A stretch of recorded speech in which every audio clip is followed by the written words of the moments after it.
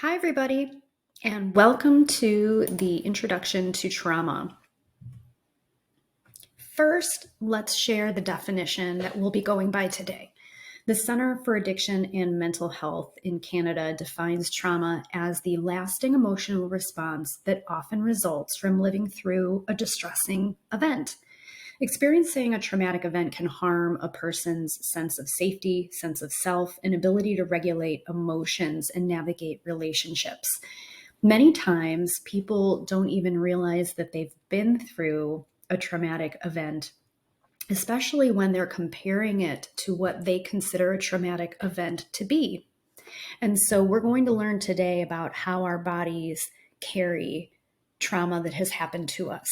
And so we're going to talk about it through symptoms, and then we're going to talk about what our window of tolerance is, and then finally bring some awareness and action to what we can do to help ourselves through tough times. So first, let's talk about some of the symptoms of trauma. We'll talk about the emotional, physical, and mental symptoms. You may be experiencing unresolved trauma if you are experiencing any of these. So emotionally, if you're having feelings of shame, if you're feeling undeserving of love, if you feel in trouble or at fault or to blame, you might feel alone or highly anxious, depressed, and panicky. And anything in your life could trigger these emotions at any time. This doesn't have to be your constant state of being in order for you to be having symptoms of trauma. Now, let's talk about the physical part of it. We know that what happens to us emotionally also happens to us in a physical sense. And so you may experience a racing heart, shortness of breath, headaches or migraines, dizziness and vertigo, tension in your neck and shoulders, digestive issues like IBF, problems sleeping, and of course, seeking to soothe yourself with some maladaptive coping mechanisms, which we'll talk about later. Finally, mentally, you may be experiencing just complete mental exhaustion, second guessing yourself, feeling indecisive, having low confidence or low self-esteem, a constant racing mind, control seeking, and just feeling lost and jumbled. All three of these areas that we just talked about, emotional, physical, and mental, can leave a person feeling completely off their axis. And a lot of the times it will be one or two things that triggered all of these emotions and reactions to happen. Now, what's important to keep in mind is that everyone is different. Stressful events are not all equally traumatic to people, and any one person's response to them can be unique. So let's talk about the window of tolerance. This is going to be really important for you and your awareness to understand. So the window of tolerance is the place that you feel emotionally safe. You're able to feel open and curious. You can self-soothe and self-regulate, think rationally. You just have the ability to tolerate sort of the ups and downs of your day and be able to stay present in the moment. And so you have that awareness. Now, when you're outside of that window of tolerance, or if you've had a traumatic experience in the past, you may struggle to deal with stressful things in the present, and that will make it extremely difficult to stay within your window. Now, the window of tolerance is a concept created by Dr. Dan Siegel to describe the optimal arousal zone of human beings. In other words, it's your capacity to manage your day-to-day emotions, anger, stress, anxiety. And you may be pushed to the edge of that window when experiencing any of these heightened emotions. But this isn't always the case, especially if you've experienced trauma as a child. It's even harder for you to kind of stay within your window.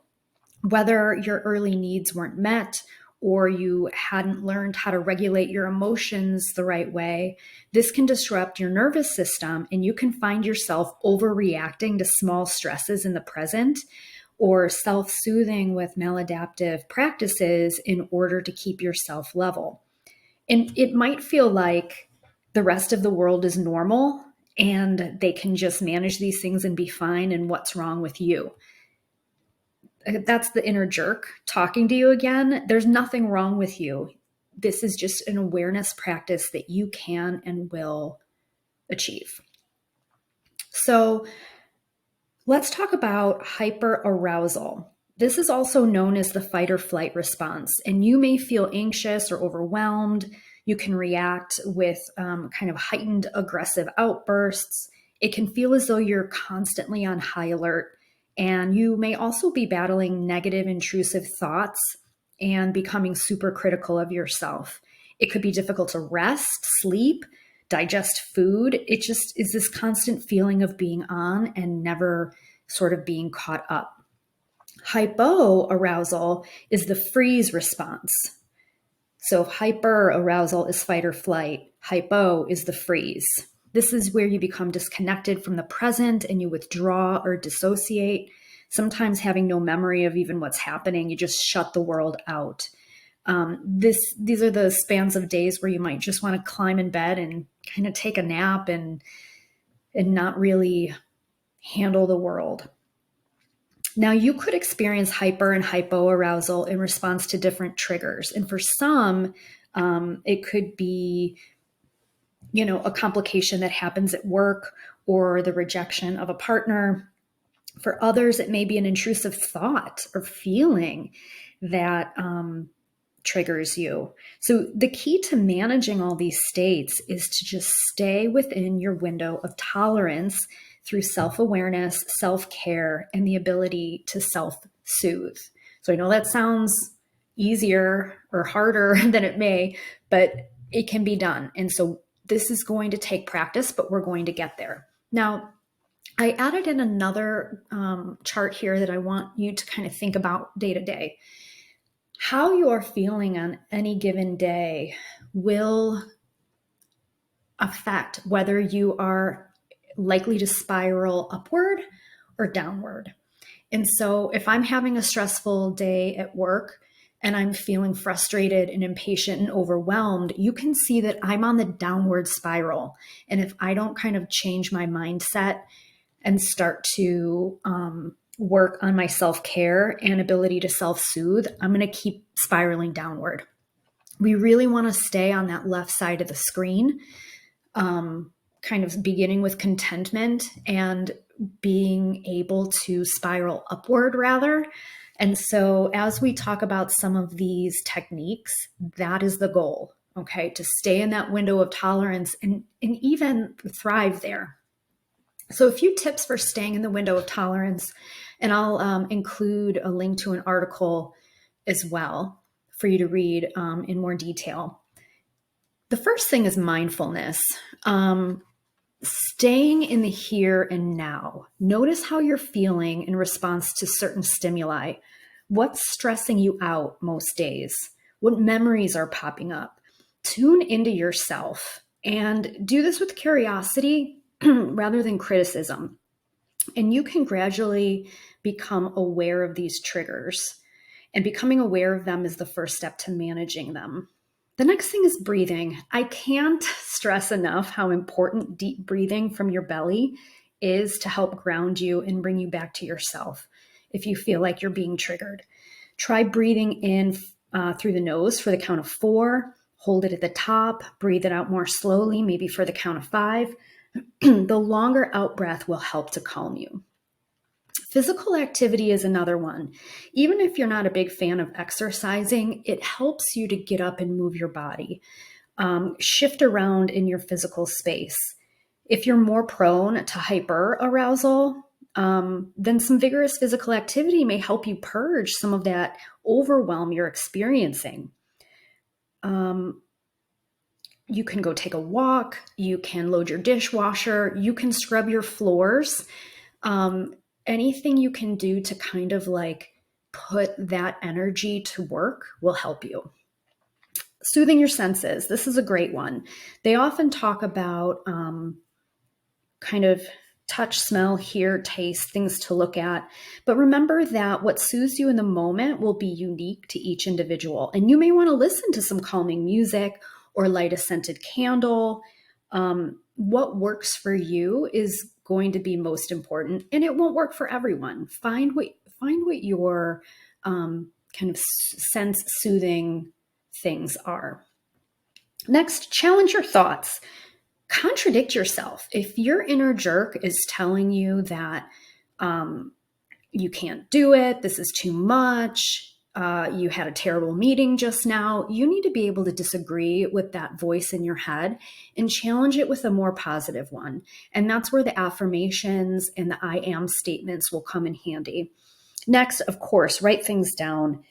Purging from your body how you're feeling through the act of writing can really be cathartic. And it'll also help you gain perspective on what you're feeling, drawing you back into a more rational frame of mind within that window of tolerance. Now, I want you to remember something. Even if it feels like you're in control. You are safe. You can do this. The breathing and the soothing that you are going to do will replace all the bad habits that you may have used to this point, whether that be drinking, smoking, just going into an all-out hyper anxiety mode. You don't need to do that. You have so many other tools you can use, and you're going to be okay. So let's talk about bringing all of this awareness into action. We talked a little bit about shadow work. Now, whether you do this through journaling or you do this in your own meditation, your shadow work will help you recognize cues that you're outside that window of tolerance. So, is your heart beating? Are you short of breath? Are you hot all of a sudden?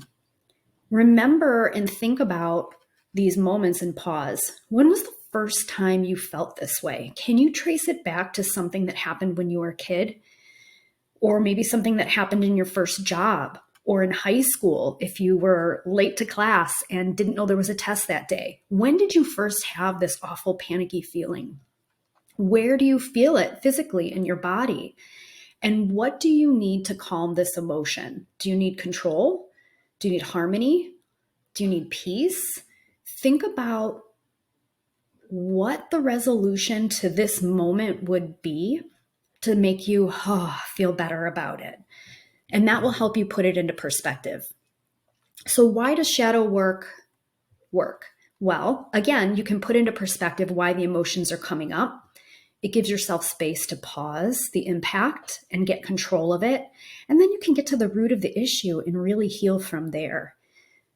Now, I do want to say it takes extreme care to do this because bringing up memories and eliciting these feelings can trigger further symptoms. And so if you feel yourself on that downward spiral and tracing these things back to when they happened earlier in life becomes too much for you, please seek professional support, talk to a therapist. And one thing that I like to do is to integrate a palate cleanser. So while I am doing this tough work of like understanding why I am the way I am, I also like to mix in a little bit of fun. There's a journal that I can put a link in the chat. It's jokingly says to do it while you're high, but it is all these great creative experience journaling sessions that you can do that are just a little bit fun, like 3 truths and a lie, or they give you a wacky name and tell you to like describe what this character in a book might look like. You have to be able to overlap the work that this will be with some fun stuff because you deserve that, and your mind and your body deserve to have a little bit of fun. So don't forget while you're doing this work to do that. And now grounding. So this is going to be the kind of cornerstone to this trauma work. You have to be able to ground yourself. And what does that look like? Well, repeat who you are. Where are you from? Who are your friends? Recite your core values. I'm honest. I care about integrity. I love animals. Use I am statements. I am strong. I'm creative. Resist those maladaptive habits. I'm having a stressful day at work and I'm going to rather do some deep breathing and take a walk outside rather than, let's say, go buy a pack of cigarettes. And then utilize the healing techniques that we'll learn later on in the course. And finally, give yourself space and grace for that matter.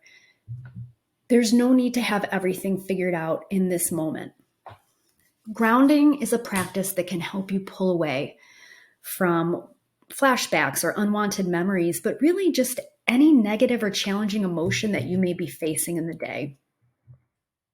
So there are 3 areas that you can do some grounding work in: physical grounding, mental grounding, and then soothing grounding. So I will include a link to this article as well for you, and experiment with a little bit. See if you can find some methods that will help you when you experience these difficult times. Thanks, everybody.